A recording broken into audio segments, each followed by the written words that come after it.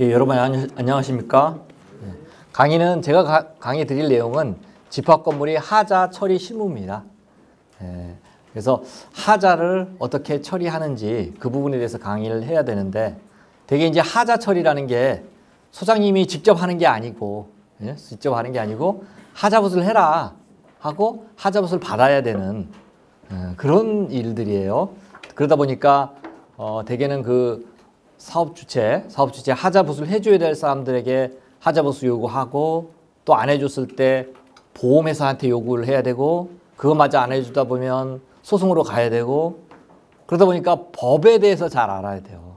그래서 하자 처리 실무 중에 그 많은 부분이 과연 이 집합건물에서는 이 하자 처리에 대해서 법상으로 어떻게 명시하고 있는지 그 부분에 대해서 강의를 할 수밖에 없어요.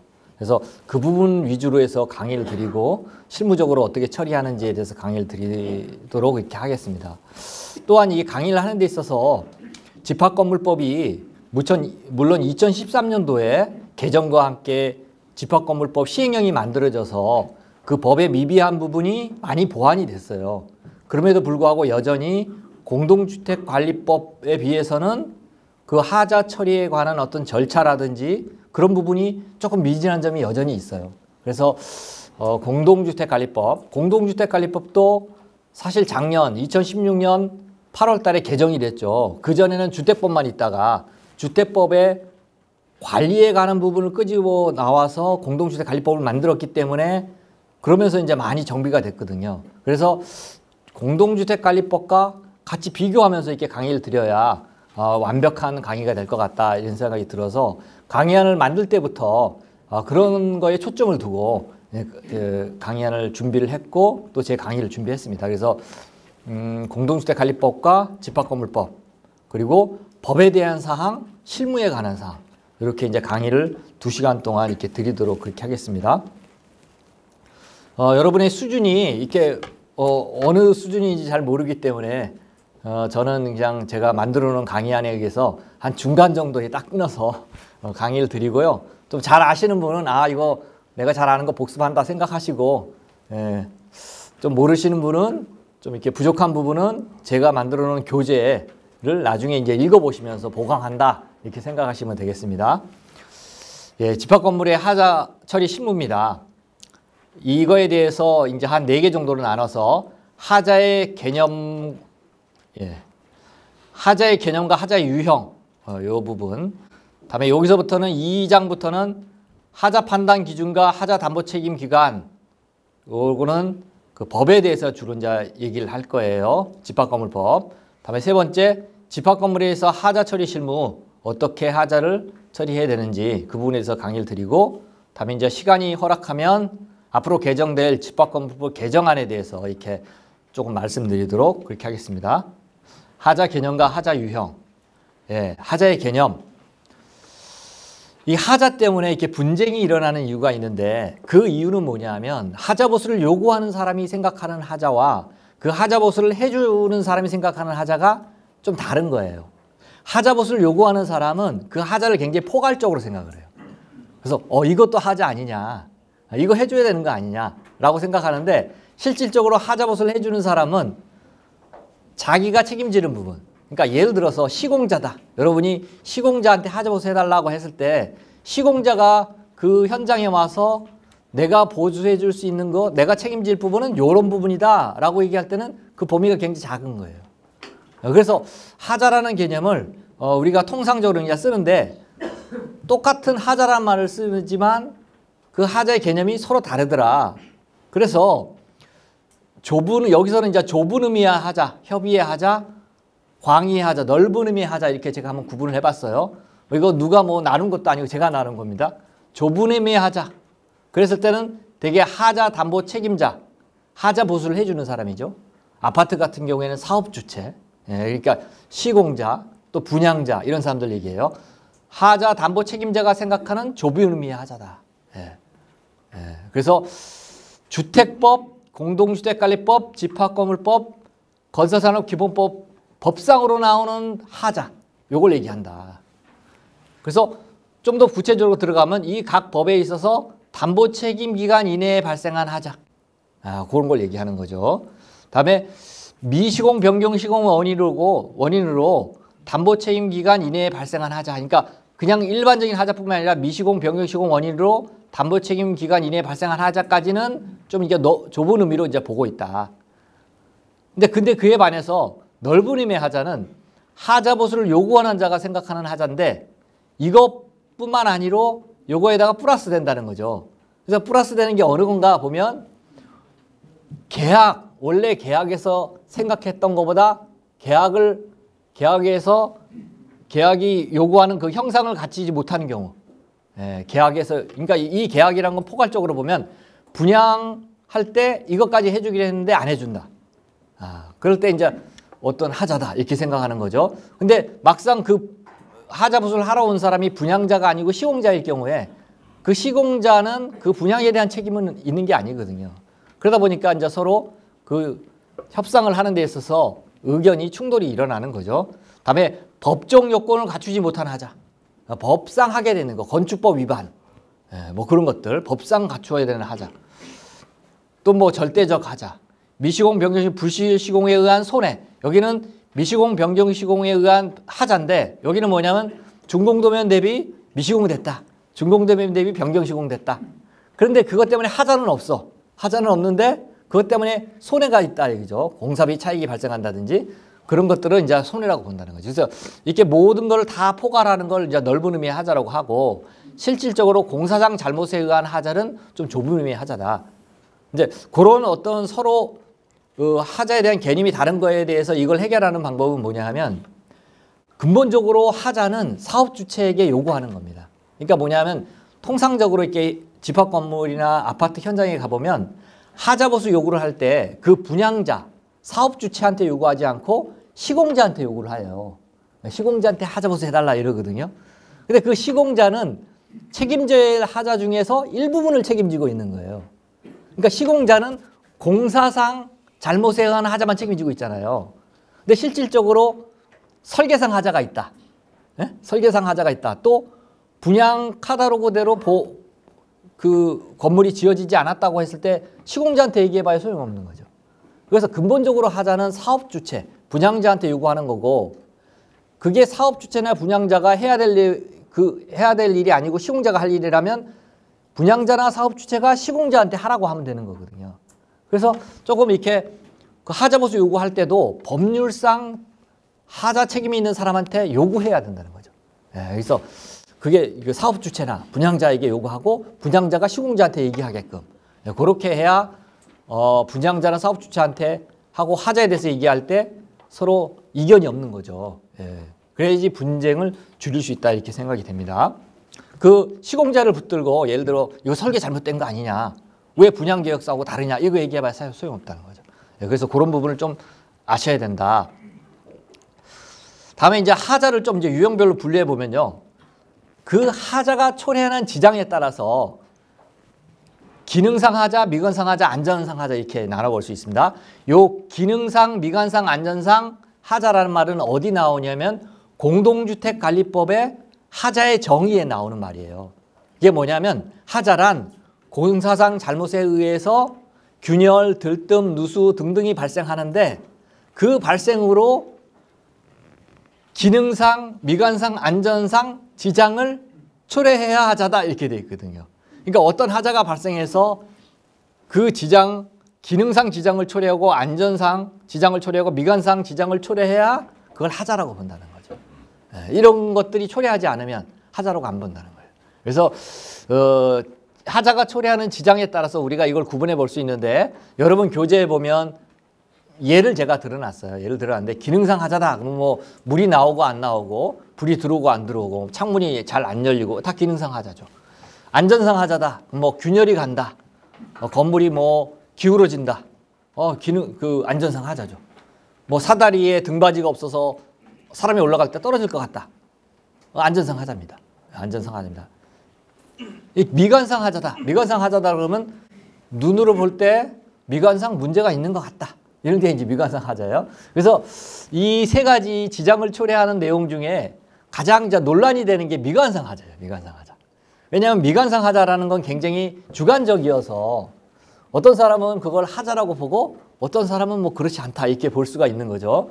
비근한 예로 이제 건물 외벽에 화강석 같은 걸 이렇게 붙여놓는다 했을 때 이게 잘 보면 색깔이 이렇게 좀 차이가 나요. 차이가 나서 그 정도가 좀 심해서 이제 관리소장님께서 사업주체에게 하자보수 해달라. 색깔이 너무 차이 난다. 이제 그렇게 얘기하면 사업주체 하신 분이 와서 딱 보고 내가 보기에는 이 정도면 괜찮은데 왜 그러냐 이렇게 얘기한다는 거죠. 그게 이제 미관상 하자 때문에 그래요. 예. 그리고 아니 그래도 색상이 저렇게 다르면 고쳐야 되는 거 아니냐라고 하면 그분은 또 원래 돌이라는 게 석산에서 나오는데 어디를 짜느냐에 따라서 색깔이 달라진다. 또 이렇게 얘기한단 말이죠. 예. 그러면 또 소장님은 색이 다르면 현장에다 펼쳐놓고 색깔을 맞춰서 붙여야 되는 거 아니냐. 그러니까 계속 논란이 되는 거죠. 그래서 이 미관상 하자는 그러면 어떻게 기준을 정하고 있느냐? 실질적으로 기준이 없어요. 없어요. 그래서 그러다 보니까 되게 이제 이게 협상이 잘 되면 다행인데 협상이 잘 되지 않으면 이제 법으로 가게 되잖아요. 소송으로 가게 되면 결국에는 감정인이 현장에 가서 보고 미관상 지장을 초래할 정도인가를 가지고 판단하게 되는 거죠. 예.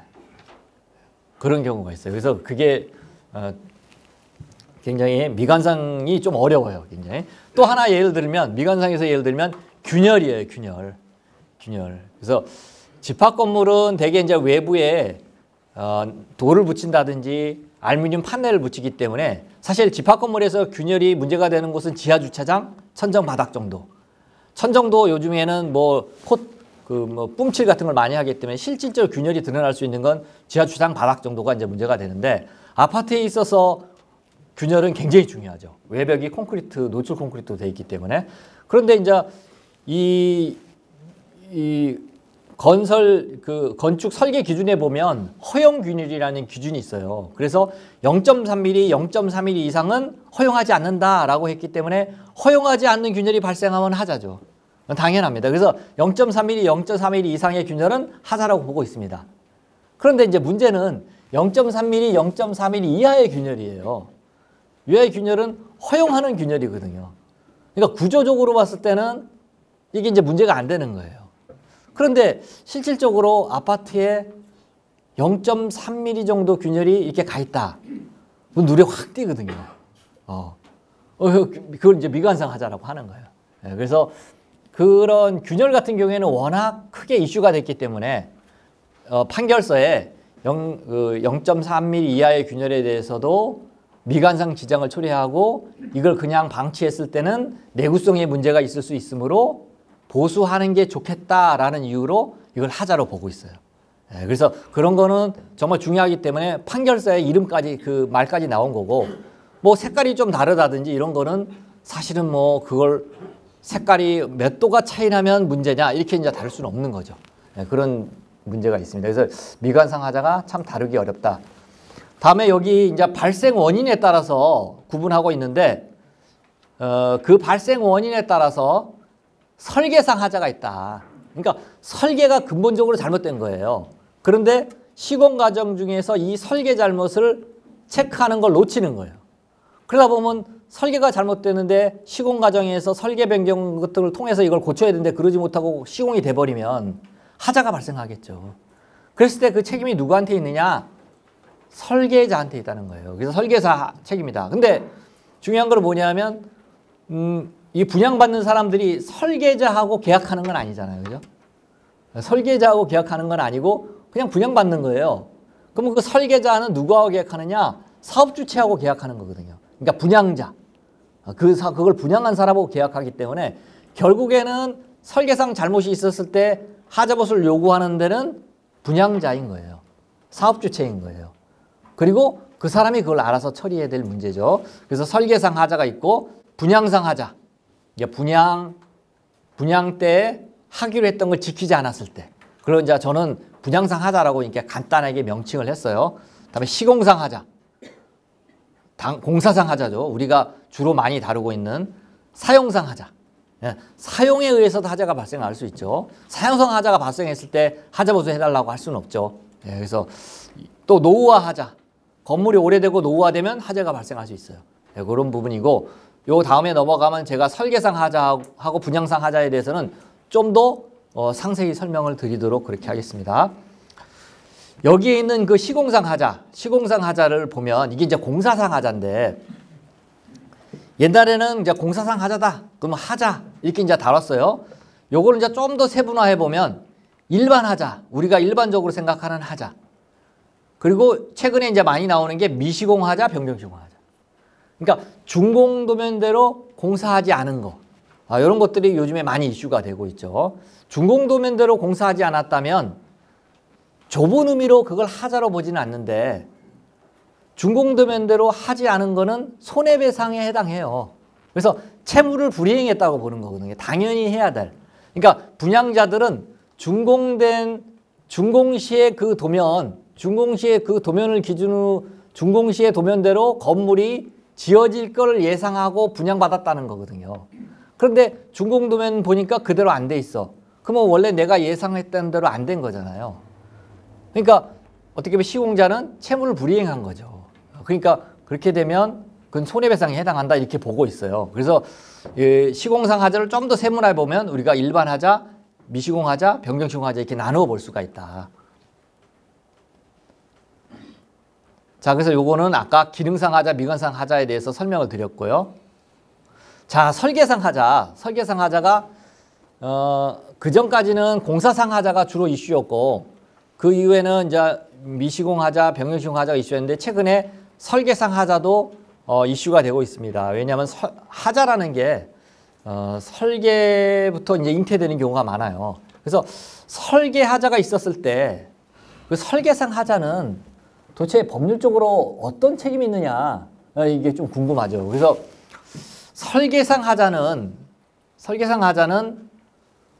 도급계약보다는 위임계약으로 해석하고 있다. 좀 어려운 말이에요. 도급계약보다는 위임계약으로 해석하고 있다. 이게 무슨 얘기냐면 위임계약이라는 거는 도급계약이라는 건 내가 할 수도 있는데 너를 시킨다는 거예요.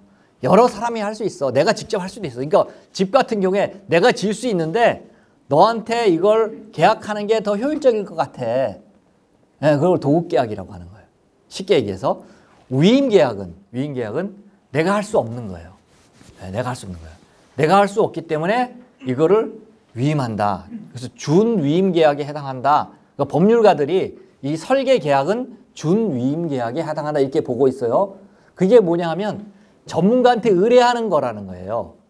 그러니까 전문가한테 의뢰하는 거면 그 전문가가 그 전문성을 이용해서 제대로 안 했을 때는 책임을 질 수 있겠죠. 마치 우리가 의사한테 우리 몸을 맡겼는데 의사가 당연히 해야 될 어떤 자기 의무를 다하지 않았다 그러면 우리가 그걸 의료사고가 났다고 하고 그 의사가 그에 대해서 책임질 거 아니에요. 그죠? 그와 비슷하다는 거죠. 그래서 설계계약은 도급계약보다는 위임계약에 가깝다. 그렇기 때문에 과실이 있는 경우에 불법행위에 해당하고 채무불이행 책임이 있다 이렇게 보고 있어요. 그래서 실질적으로 설계계약서를 보면 설계계약할 때 거기 하자담보책임 그런 말은 잘 안 써요. 설계 자체가 공사가 아니기 때문에. 그래서 설계서에 그런 말이 없다 하더라도 정말 설계 잘못 때문에 문제가 발생한다면 설계자가 책임지느냐? 책임진다 그 얘기예요. 책임진다. 왜냐하면 그 사람이 전문가니까. 전문가니까. 그래서 과실이 있는 경우에 불법행위로 보고 채무불이행 책임을 묻고 있다. 이게 중요해요. 그래서 설계자들이 최근에 이렇게 설계 잘못 때문에 어떤 하자 문제가 발생되면서 설계 계약하면서 설계자들이 그에 대해서 취하는 게 뭐냐면 보험을 드는 거예요. 설계보험이라고 해요. 혹시 내가 설계를 하는데 이 설계 잘못 때문에 혹시 내가 나중에 손해배상을 입게 되면 보험회사 너네가 좀 물어주라 이거예요. 설계계약. 그래서 외국에서는 이 설계계약이 굉장히 설계계약에 있어서의 보험이 굉장히 보편화되어 있어요.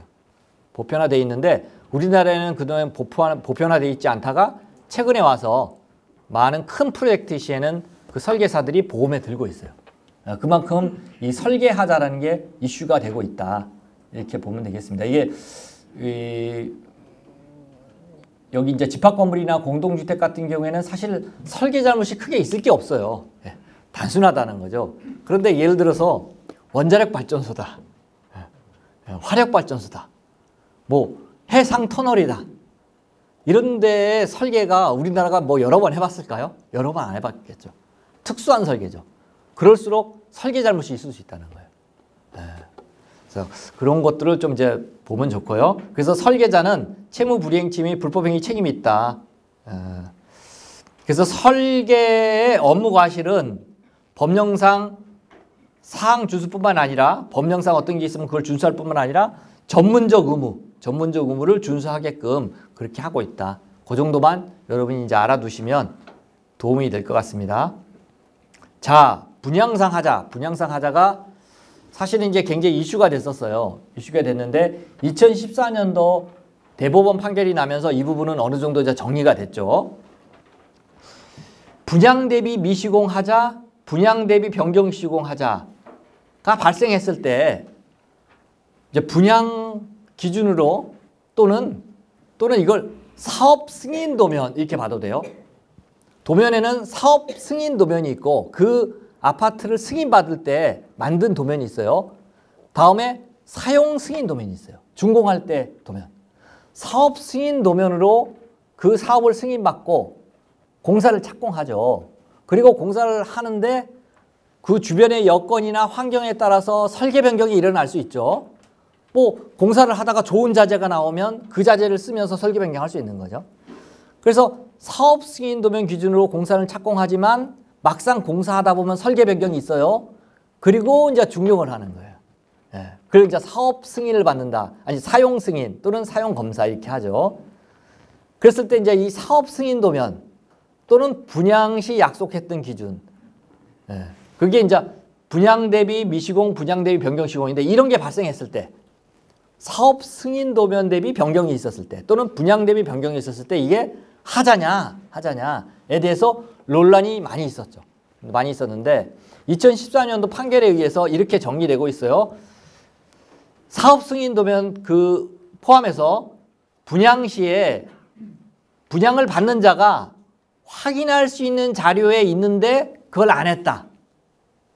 어떤 걸까요? 분양 카탈로그에 예를 들어 안방에 붙박이장을 해주기로 했어. 근데 안 했어. 그럼 뭐죠? 그럼 하자로 본다는 거예요. 근데 피분양자가 확인할 수 없는 자료. 그러니까 분양받을 때 도저히 확인할 수 없는 자료가 있어요. 정말 기술적인 자료이죠. 그런 자료들에 있는데 확인할 수 없는 그런 자료에 있는 거는 하자로 보진 않아요. 그러니까 그걸 보고 분양받았다고 보는 건 아니거든요. 그런데 이렇게 판결하는 데 있어서 전제 조건이 있어요. 전제 조건이. 그 이제 판결서의 전제 조건이 뭐라고 되어 있냐면 공사 중에 설계 변경이 적법하게 이루어졌을 때 그때는 그 설계 변경이 적법하다면 하자 판단 기준은 준공도면이다. 그렇게 이제 얘기하고 있는 거죠. 준공도면이다. 근데 이제 그 전제 조건이 설계 변경이 적법하게 이루어졌을 때예요. 그러니까 만약에 근데 어떻게 하다 보니까 되게 이제 아파트 같은 경우에 분양할 때 뭐 선분양하죠. 선분양하고 다음에 그 변경 중에 중요한 변경이 있어요. 경미한 변경은 그냥 넘어가지만 중요한 변경은 이미 선분양했을 때는 분양자들한테 동의를 받아야 되거든요. 그런데 중요한 변경을 동의를 안 받고 변경했다. 그러면 적법하게 설계 변경한 게 아니죠. 그런 경우에는 그 준공도면이 기준이 안 될 수도 있어요. 그건 이제 하자로 볼 수도 있어요. 그런 좀 여지가 있다.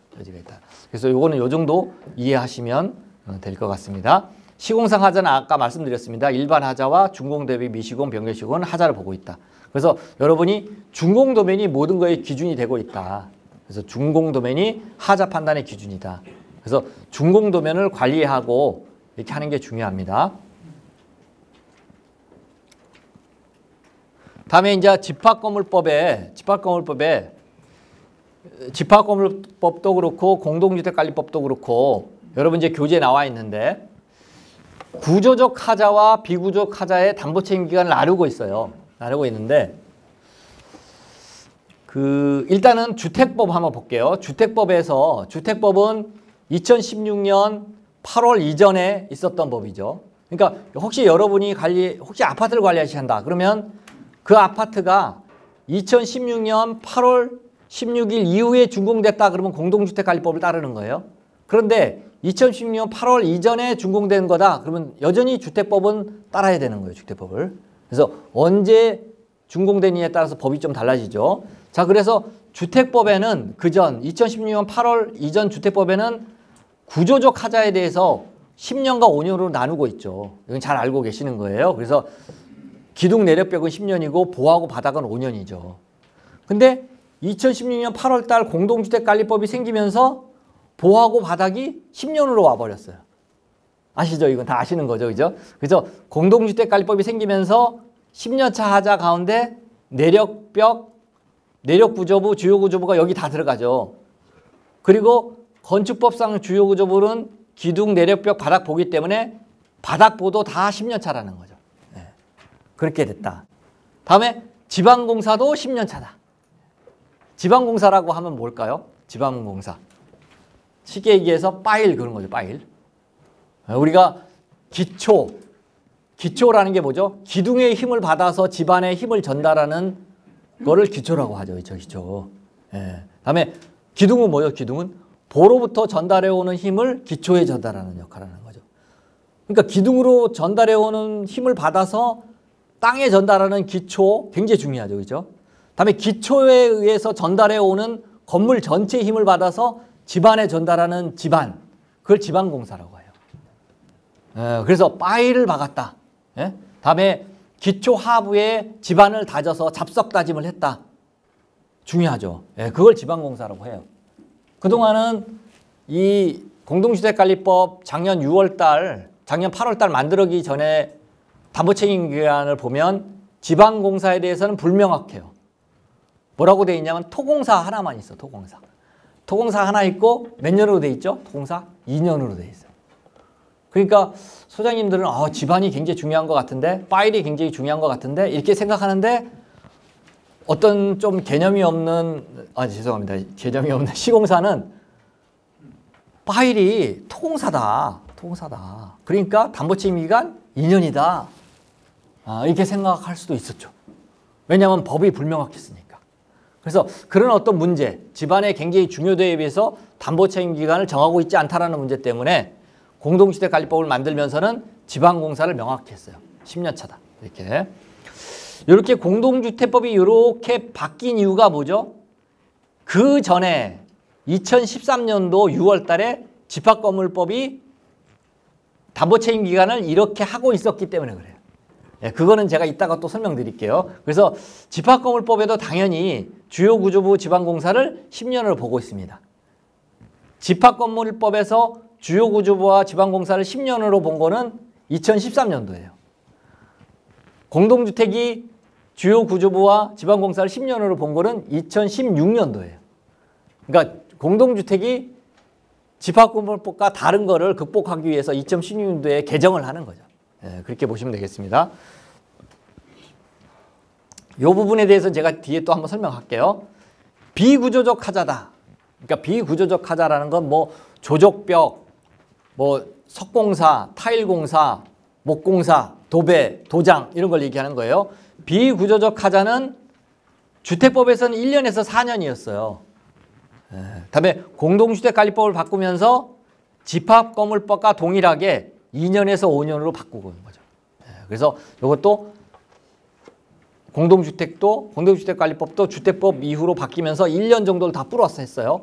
1년에서 4년을 2년에서 5년으로 이렇게. 다음에 그것도 집합건물법이 2년에서 5년으로 돼 있기 때문에 집합건물법과 충돌하는 걸 막기 위해서 집합건물법과 동일하게 바꾸는 그런 작업을 2016년 8월 달에 한 겁니다.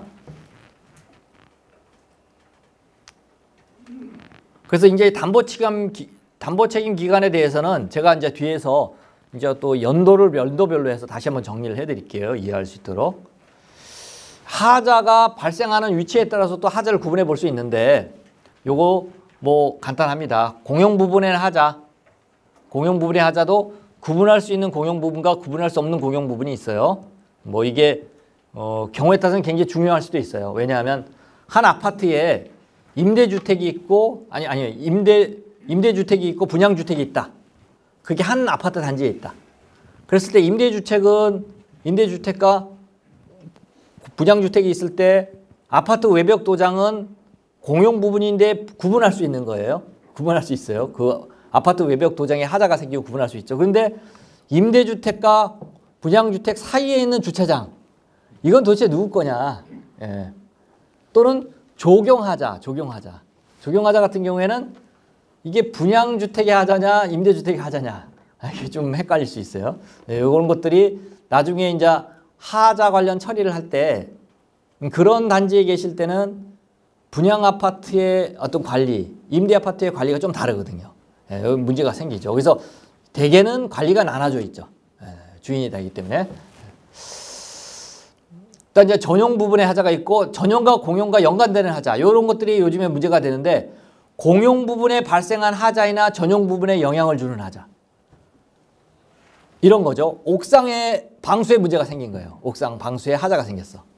그런데 그 하자 때문에 피해 보는 사람은 누구죠? 최상층 전용 부분에서 피해를 보죠. 최상층 전용 부분에서 피해 보는 거죠. 공용부에 하자가 발생했는데 전용부로 이제 나타나는 거죠.